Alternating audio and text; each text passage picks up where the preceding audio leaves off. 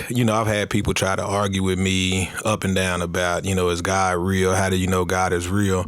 Well, I've had a bunch of experiences in my life to where I can tell you that God is real. And so I just wanted to share something with you, like a story of where I was struggling as far as just giving, right? And so whether it's tithing, whether it's just giving from the abundance of your heart, like I made a commitment to just give to God. So I remember when I got my check this particular week, this was a while ago.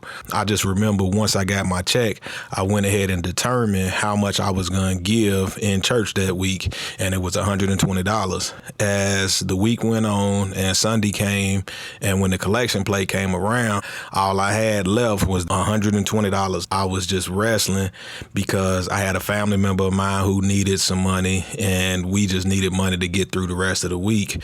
I had already made that commitment, and I just been kind of loose with the other spending or whatever that I did up to that point.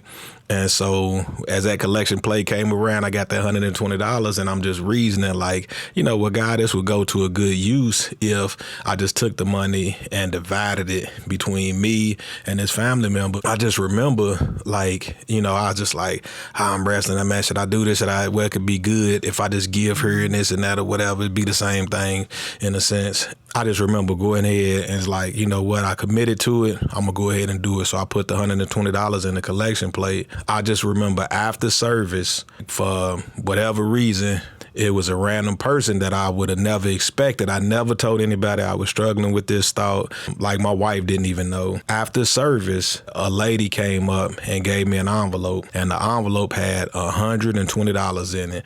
And the crazy part about it is that when I opened this envelope up, it had $60 and $60, both of them were faced toward each other. Like it was almost like God was showing me, hey, 60 is for you and 60 is for that other family member.